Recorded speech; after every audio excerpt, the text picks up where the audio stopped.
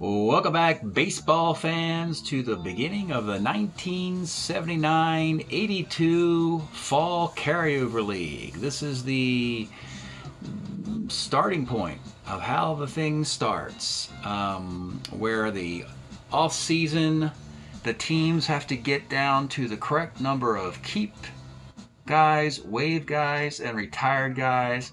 What you're looking at right here is a spreadsheet that shows where 2022 ended after the Dodgers beat the Angels in the World Series. League numbers up here for keepers, waives, and retires. We know the magic number is 128 keepers, 64 waives, and 64 retires. That's what you want. And you designate those guys as a keeper, calling him $10,000. Guys who go on waive are $100, and a retired player is $1. And by doing that, you can actually accumulate a total here that would be 128, 64, 64 if everybody comports to that number. Also, an individual team would be 40202 for 4 keepers, 2 waives, and 2 retires. I don't think anybody, well, here's a team. Ohio actually has the proper beginning point, but that doesn't mean they can stop. They can still make trades. They just have to finish at 40202, so they can swap out guys. But most teams are not close to 40202. For Baltimore, for instance, it's 50300. So everybody has to get to 40202, and the grand total right now, and it's broken down here, the grand total of all these keepers and waives and retires, and also if you see any text, these are just notes to help me understand what we should do as far as trade Doug DeCinces to California, for instance, in this particular note. The number suggests 151 kept, 59 waived, 46 retired. It actually breaks it down here. It takes this and divides it up into the categories numerically. And then it says that we have 23 more keepers that aren't going to be kept. They need to be put into the next 2 categories of waive and retire. Now obviously, it doesn't mean most end up in retirement. It means that the worst waivered guys move over into retirement. And a lot of these blue guys end up on the waiver list. So it's a way of replenishing the waiver list with better players. So with that said, we start a league-wide trading period where all teams simply have to make trades. They have to make transactions to get to 40202. And I call it a carousel. A lot of times I think of it as like a lazy Susan. It's like you can have team A goes to team B, goes to team C, goes to team D, goes to team E. But that can also be very confusing. So there's a lot of inconsequential trades that are done involving simply guys moving from one of the columns to another of the columns. We also have a duplication of this. This is sort of the static. We don't want to change any of the numbers here. Where we start is with this. Then we duplicate this sheet. And when we duplicate this sheet, the numbers have changed a little bit since we started. Let me just go back real quickly here. You see 151, 59, 46. I've done a little bit of work so far, and we're down to 146, 63, 47. We're getting close. Still a lot of work to do. So, how do you do this work?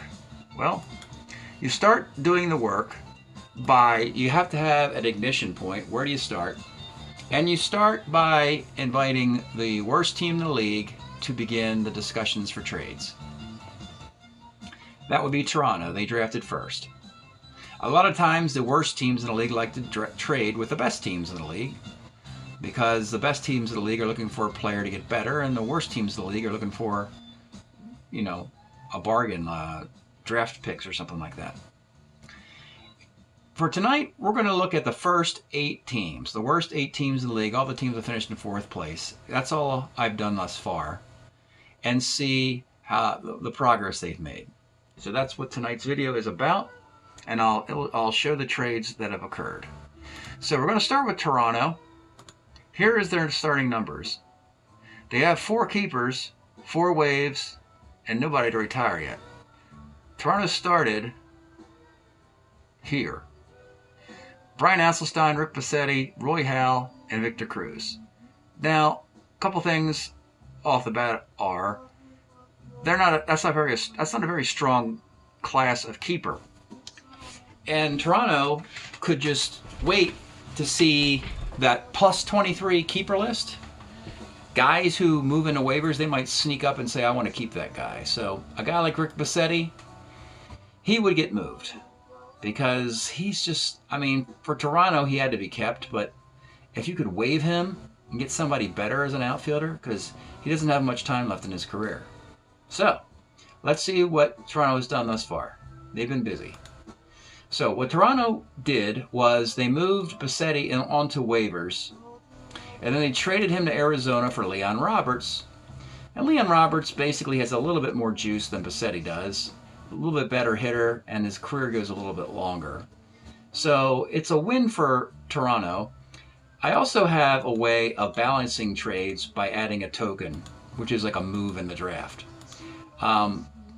And this is just a judgment on how talented I think the players are. And frankly, even though Toronto is getting a keeper and Arizona's getting a player they're going to put on waivers, I didn't feel it was worth a token because he's a lesser player. So that was one move Toronto made. They also needed to get rid of a waivered player and acquire a retired one, so they moved Mike Phillips on waivers to the Cardinals for Mike Colburn, who retires, doesn't have another card.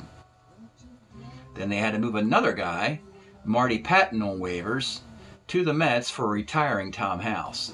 If you remember, at the top of this, I said they were 4-0-4. They had no retired guys, right, up there? Well, now they do. Now they can retire Mike Colburn and Tom House. They will have another trade coming up a little bit later. But let's move on now to the next team, the White Sox, who actually had a bonus keeper at 50300. And he was a pretty intriguing player. The bonus keeper was, for the White Sox, Mike Marshall. Mike Marshall, the reliever for the Dodgers and the Twins with a rubber arm. He was deemed a guy they'd like to keep, but if they could get something in a trade, let's do it. So they found a trade partner, did the White Sox. And the trade partner was the Twins. Even in their own division, they traded Marshall to the Twins for an Ed Haliki card that they're going to put on waivers.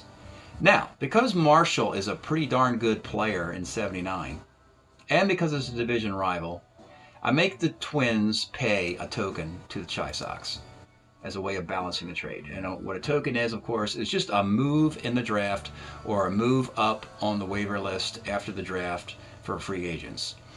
So the White Sox benefited from that.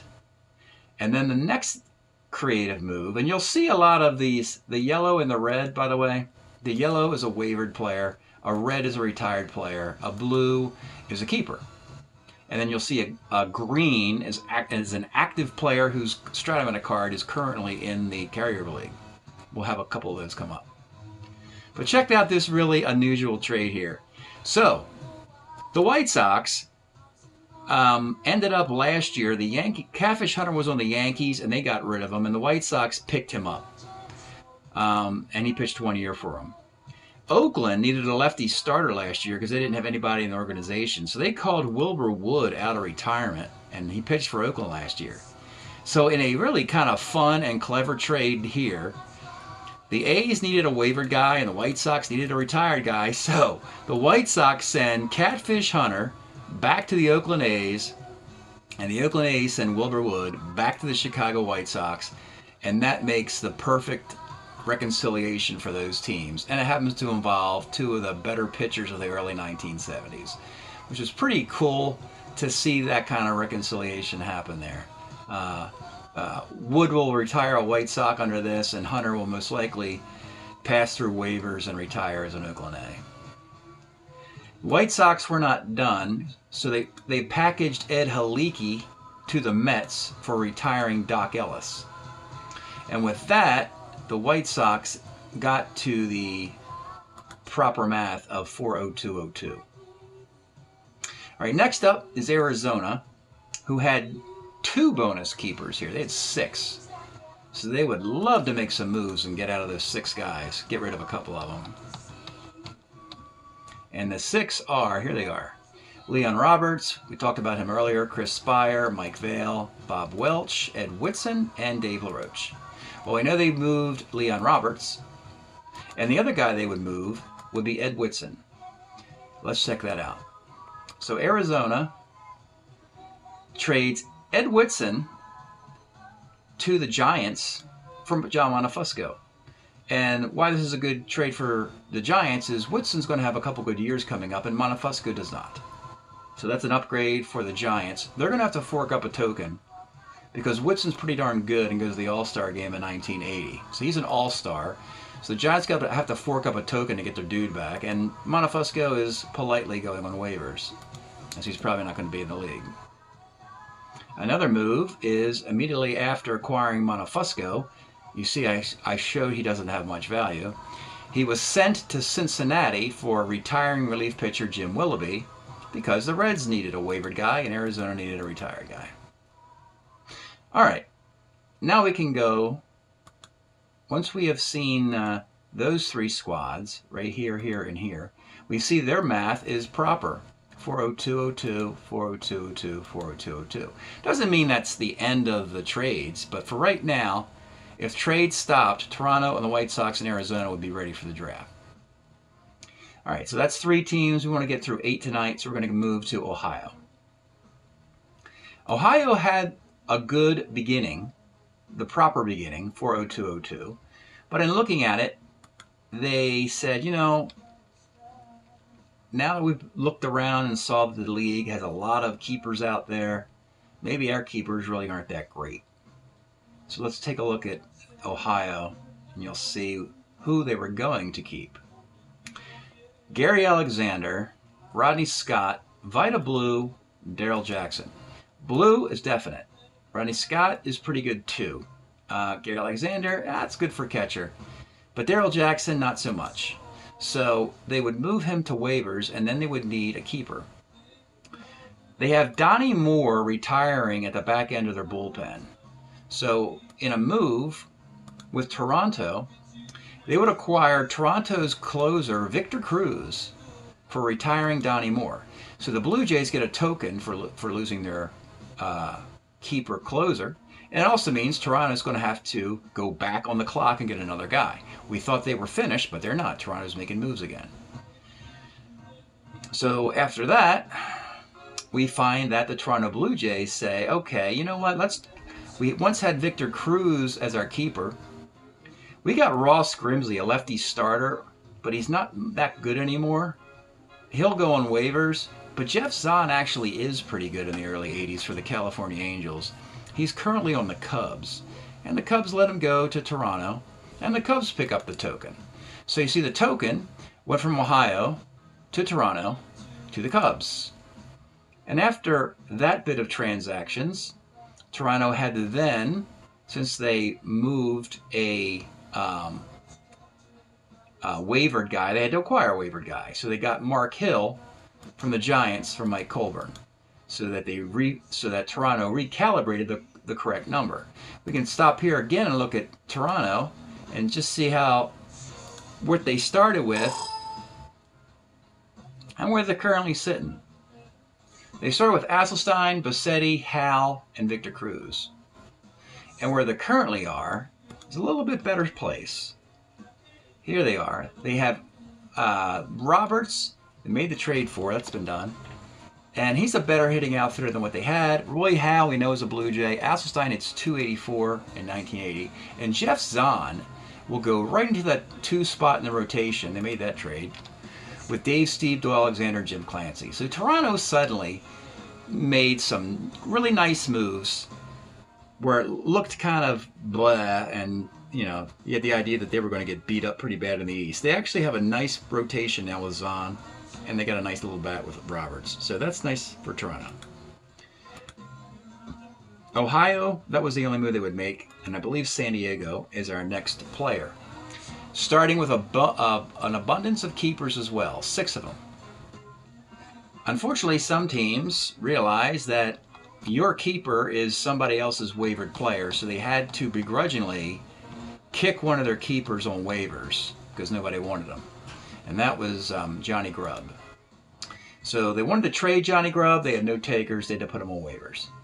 But what they did do is that in a fun move here, the Padres sent Bobby Bonds to the Texas Rangers for John Hale on waivers.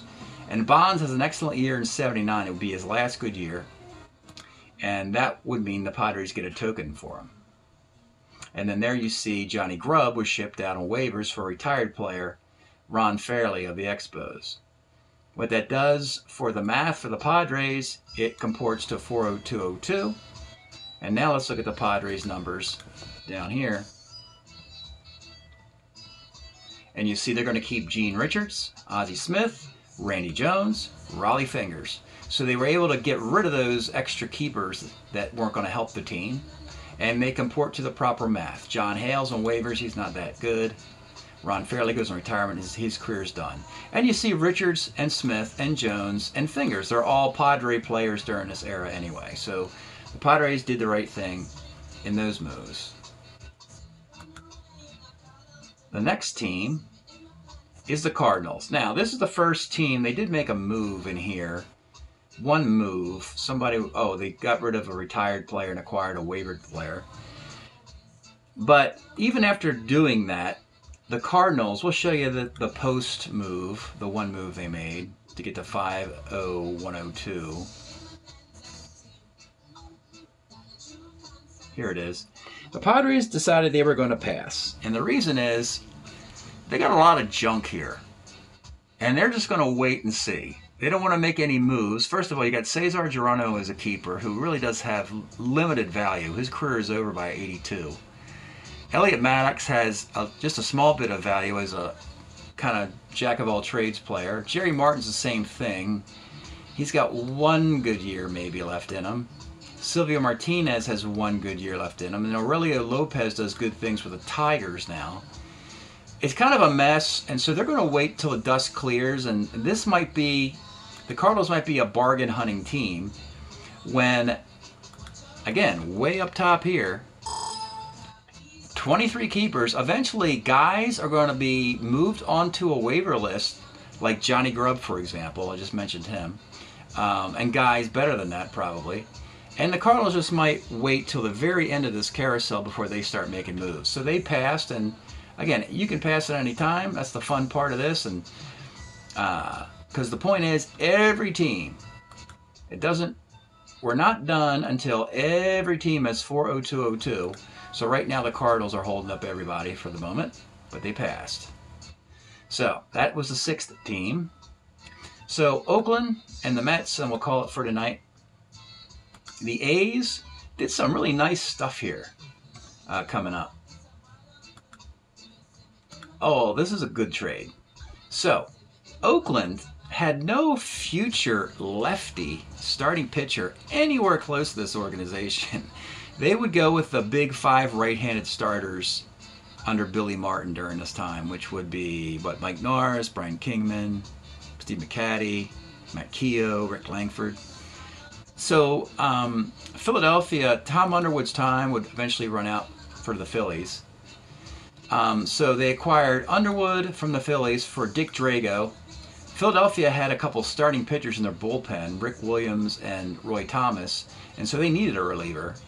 But Underwood brings you more value than Drago, so the A's had to fork up a token to the Phillies, which the Phillies would eventually use pretty soon. So that was one of the moves Oakland would make, and then they would send Rick Rhoden, who was actually a starting pitcher in their bullpen, to the Pirates for a reliever to fit into Drago's spot. And Oakland gets the token back. So they forked up a token for acquiring Underwood. But Rick Rhoden has some nice years for the Pirates in the early 1980s. He'll make the Pirates very good. And so they had to fork a token up to get Rick Rhoden. Again, this color green means these are active players, and the active players are usually in the same year unless there's a multiple player trade. And these are both 1979 players. And of course, these are both keepers. And I believe that would be the end of Oakland, as they've comported to a pretty nice future here. So here's the Oakland future. So you have Steve McCaddy, Rick Langford, no more Catfish Hunter, he's on waivers. You got Tom Underwood to be your number 3 starter as a lefty, and you are going to improve Matt Keogh, who's an excellent starting pitcher in the early 80s. Then in the bullpen, you put Romo in Rhoden's spot, and you have the 2 lefties, Lacey and Easterly, so all you got to find is a right-handed reliever to take the Hunter spot on your roster. So that's easy to find. And plus, Mitchell Page has 1 more good year as a designated hitter. So that's pretty good for a pretty bad Oakland baseball team in the end of the 70s, transitioning to a pretty darn good team in the early 1980s with Billy Martin. So Oakland is going to compete now with the California Angels, who just went to the World Series in a recent season. And that should be a lot of fun. All right, and the last team tonight, and the biggest move of the night, the New York Mets. And this goes back 2 years now. I don't think I have the carousel of a couple years ago in here. I don't. 2 years ago was the Tom Seaver trade. Tom Seaver leaving the Mets, going to the Reds.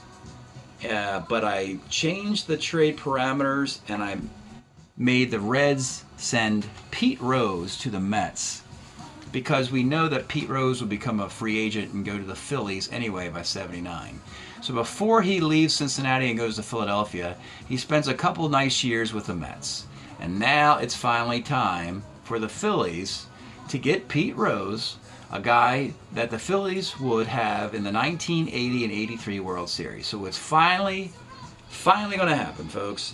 So we're finally, after 3 years of pretext, going to see exactly how this new trade went down. And here it is, kind of a blockbuster. The Mets are going to send an active player, Larry Herndon, and the rights to Pete Rose to the Phillies for the rights to Dan Meyer, who will play first base where Pete Rose was playing. And Dan Meyer's an interesting player. He's a .316 first baseman, but he's also a B stealer and a B hit runner, and he hit 20 homers. And he's a left-handed batter who hits lefties. So he's a pretty cool little player, actually. He used to play for the Seattle Mariners. He'll take Rose's spot on the Phillies. The Phillies also send Greg Luzinski to the Mets, plus 2, not 1, 2 draft tokens to the Mets. And even Greg Luzinski, the Mets don't even want him. They're going to put Luzinski on waivers. So let's take a look now. We have 1 more trade for the Mets. Yeah, this was from last year. This one, we can... that's from a year ago. That doesn't happen. This is the final trade. The final trade for the Mets was to acquire Kevin Cobell, who was a New York Met pitcher in 1979, for Ed Halicki, who seems to be a placeholder wave guy who's bounced to his 4th team. Ultimately, he's just going to end up with waivers at a certain point. So Kevin Cobell ultimately takes the keeper spot on the Mets where Pete Rose once was. So let's take a look now at the Mets and see how this all shakes out. We knew they were going to have to lose Pete Rose. Okay, they had no chance of keeping Rose, and we know Pete Rose hits .333 in 1979 for the Phillies, and that's just going to happen. I'm not going to penalize the Phillies and change history that much. So the Mets were fortunate to get 2 years of Pete Rose.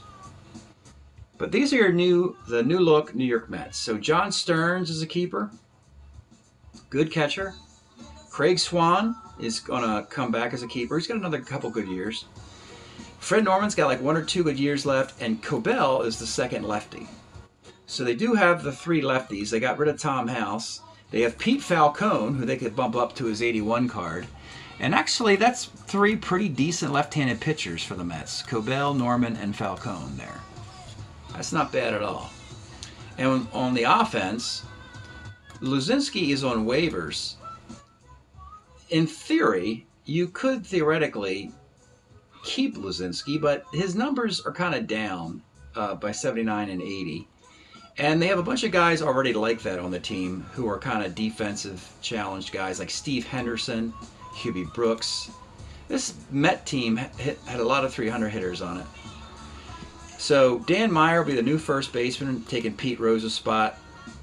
And again, they keep the rest of that offensive attack. They have Jerry Remy, who they took away from the Red Sox. They have Ray Knight, who wasn't with the Mets yet, but he's there now. They can make Hubie Brooks a shortstop. And again, in the outfield, they have Henderson, Mazzilli, and Joe Youngblood. So that's a pretty cool. Plus, they picked up the 2 draft tokens. So that was a pretty good gig for the Mets, because they never even had Pete Rose, right?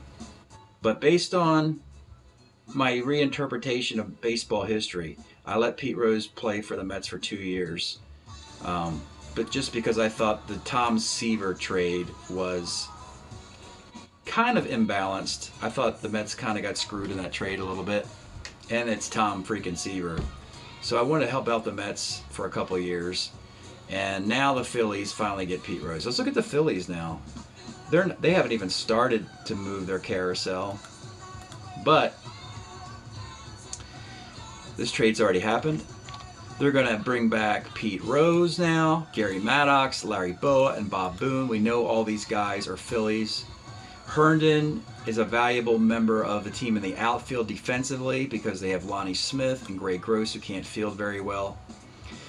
Dick Drago is added to this bullpen. They have 2 different pitchers here, Rick Williams and Roy Thomas, who are starter reliefs, who will go into the starting rotation. So all they really have to do is add another lefty and another starting pitcher, and then the Phillies will be ready to go. But boy, Pete Rose now, .339 batting average, going to a Phillies team that should compete for the World Series, we believe. All right, that's it tonight. We've gotten through 8 teams in the draft carousel for the 79-82 season. We'll pick this up next week. Or actually, we'll see how we schedule this, but we'll do this in 4 segments. Thanks for checking this out. We'll see you next time.